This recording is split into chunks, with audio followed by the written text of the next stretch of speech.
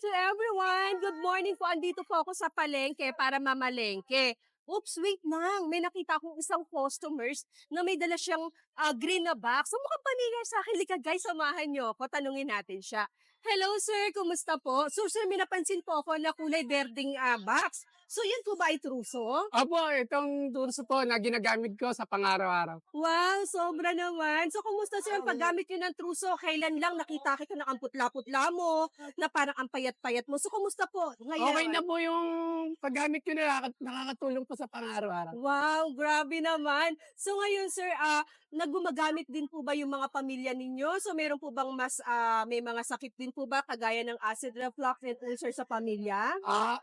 Wala naman po pero okey naman po. Sinabi ko sila gumamit din po sila ng ganito po Wow, para sobrang mapabuti rin yung blessed. kalusugan mo. Okay, wow. So, thank you so much po sa inyo, sir. Maraming salamat Thank you rin po. po.